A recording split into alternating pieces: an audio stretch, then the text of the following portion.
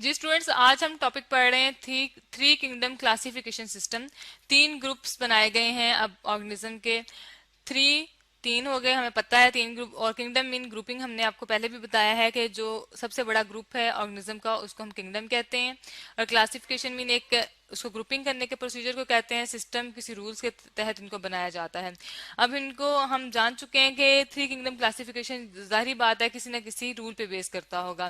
First of all एक scientist आए जिनका नाम था अर्नेस्ट हैकल, जिन्होंने हमें ये कॉन्सेप्ट पेश किया कि अब जो है हमें एक तीन ग्रुप्स बना लेने चाहिए। दो ग्रुप्स में कुछ ऐसे ऑर्गेनिज्म है जो फॉल नहीं करते। अब हम एक एग्जांपल ले लेते हैं। जैसा कि हमने पहले भी देखा था कि जो टू किंगडम क्लासिफिकेशन सिस्टम था वो रिजेक्ट हो गया था। किस बेस पर रिजेक्ट हुआ था? क्योंकि उस वक्त यूग्लिना डिस्कवर हो गया था।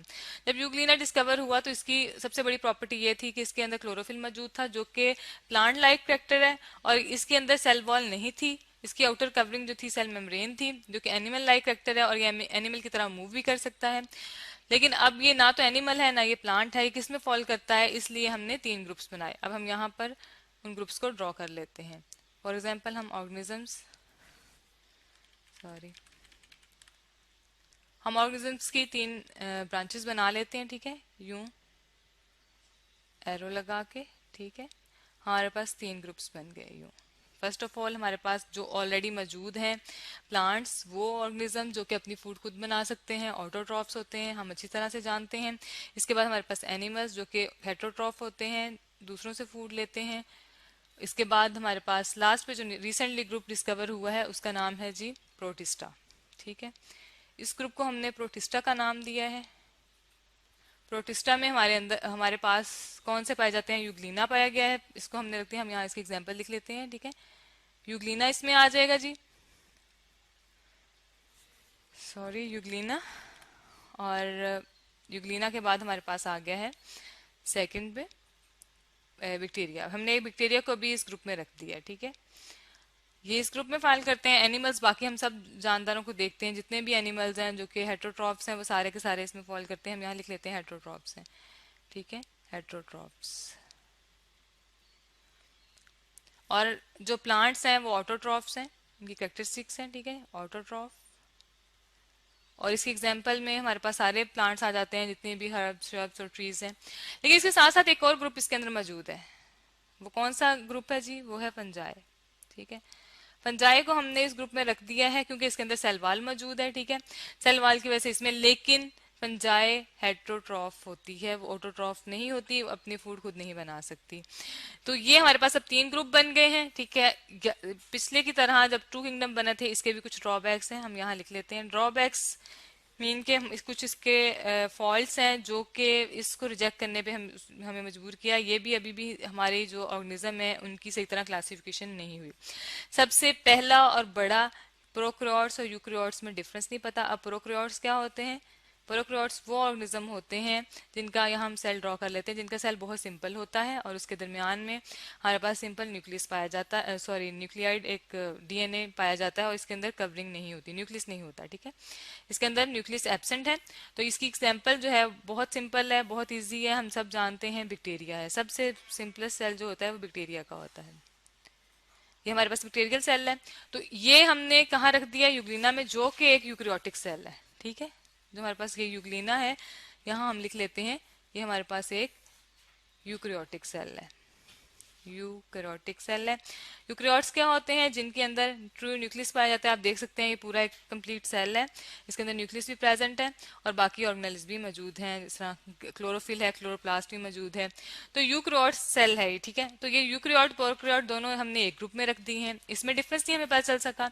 दूसरी बात ये कि हमारे पास जो फंजाई है वो प्लांट्स में फॉल नहीं करती, उसके पास सिर्फ सेल वॉल मौजूद है, लेकिन उसका एक और कैरेक्टरिस्टिक्स है जो कि हम ब्रैकेट में लिख लेते हैं कि वो हेटरोट्रॉफ है, वो अपनी फूड खुद नहीं बना सकती।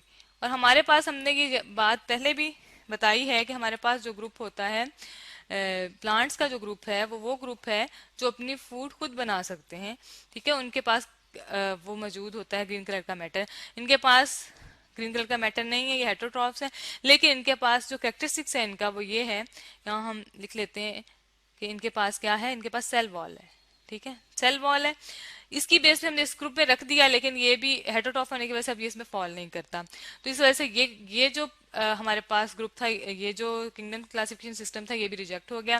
तो आज हमने 3 किंगडम क्लासिफिकेशन सिस्टम के बारे में पढ़ा है, जिसमें हमने ऑर्गेनिज्म को 3 ग्रुप्स में डिवाइड किया था, प्लांट्स, एनिमल्स और प्रोटिस्टा। जी स्टूडेंट्स, आज हम टॉपिक पढ़ रहे हैं 2 किंगडम क्लासिफिकेशन सिस्टम। किंगडम कहते हैं बड़े बहुत जानदारों के या ऑर्गेनिज्म के सबसे बड़े ग्रुप को, ठीक है। ये सबसे बड़ा ग्रुप होता है किंगडम जो है।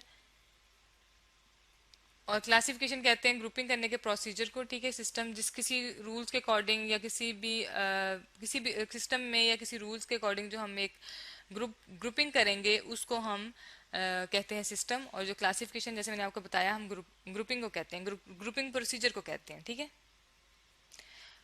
तो ग्रुप्स बनाने के ग्रुपिंग प्रोसीजर को किसी रूल के मुताबिक हम क्लासिफिकेशन सिस्टम कहते हैं। और आज हमारे पास 2 किंगडम क्लासिफिकेशन सिस्टम है।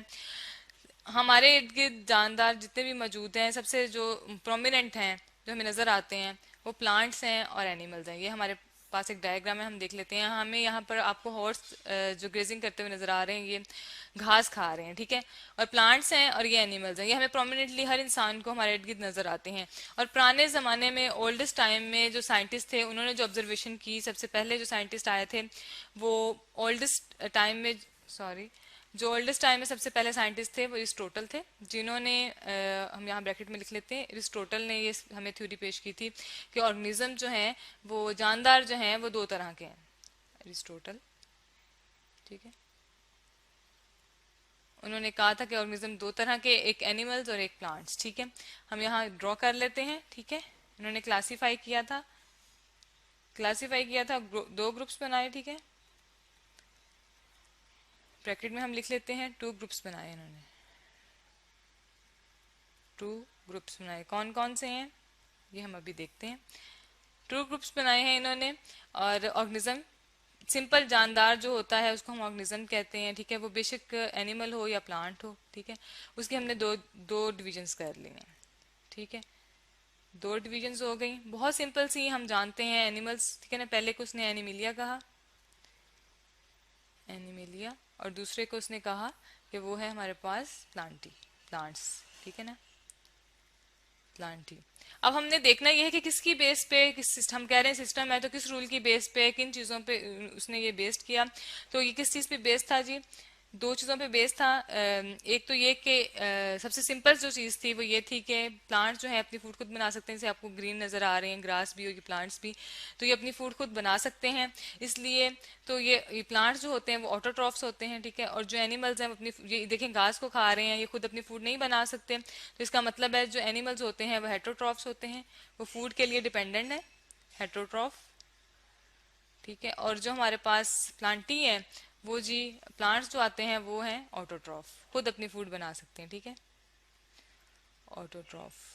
अब हम देखते हैं कि ऑटोट्रॉफ इसलिए कि अपनी फूड खुद बना रहे हैं, क्योंकि उनके पास क्लोरोफिल है, ग्रीन कलर का मैटर है, जिससे वो अपनी फूड खुद बनाते हैं और उस फूड को वो खुद भी इस्तेमाल करते हैं। और प्लांट्स सॉरी जो ऑर्गेनिज्म है बाकी जानदार या एनिमल्स वो भी इसे इस्तेमाल करते हैं।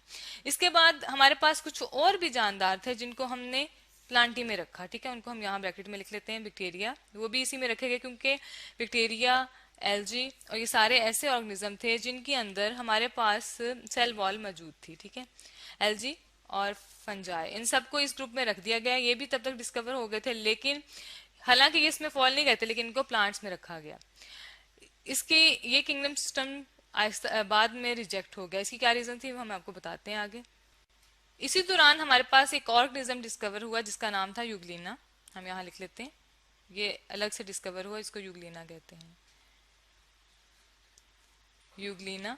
इसकी डिस्कवरी के बाद एक बहुत ज्यादा मिसअंडरस्टैंडिंग पैदा हो गई, क्योंकि इसके अंदर क्लोरोफिल भी था। यहाँ हम इसकी कैरेक्टरिस्टिक्स लिख लेते हैं, इसके अंदर क्लोरोफिल भी था। तो ये प्लांट लाइक कैरेक्टर्स हो गया, हमें पता है। सॉरी, क्लोरोफिल में आएगा ClO, क्लोरोफिल, ठीक है। क्लोरोफिल जो है ग्रीन कलर का मैटर है, प्लांट से पाया जाता है, ये प्लांट लाइक कैरेक्टरिस्टिक्स हो गया, ठीक है। लेकिन इसके अंदर सेल वॉल प्रेजेंट नहीं होती, ठीक है, सेल वॉल एब्सेंट है। ये हम यहाँ लिख लेते हैं, सेल वॉल इज एब्सेंट। जब सेल वॉल एब्सेंट है तो इसका मतलब है कि ये एनिमल लाइक कैरेक्टर है, क्योंकि एनिमल सेल में भी सेल वॉल नहीं होती। तो इसकी वजह से ये कंफ्यूजन क्रिएट होगी कि ये एनिमल में जाएगा या प्लांट्स में जाएगा। इस इसकी बेस पे ये जो टू किंगडम क्लासिफिकेशन सिस्टम था ये रिजेक्ट हो गया, क्योंकि ये यूग्लिना जो है इसके अंदर दोनों कैरेक्टरिस्टिक्स मौजूद हैं, तो इसको एक अलग ग्रुप में रखना चाहिए। तो आज हमने टू किंगडम क्लासिफिकेशन सिस्टम के बारे में पढ़ा है, जो ओल्डेस्ट सिस्टम है, और इसमें सिर्फ हमारे पास दो ग्रुप्स आते हैं, एनिमल्स और प्लांट्स। और इनकी जो जिस बेस पे इनको क्लासिफाई किया गया है वो दो कैरेक्टरिस्टिक्स हैं, हेटरोट्रॉफ्स और ऑटोट्रॉफ। ऑटोट्रॉफ इसलिए कि अपनी खुद फूड खुद बना सकते हैं, और हेटरोट्रॉफ इसलिए कि अपनी फूड खुद नहीं बना सकते।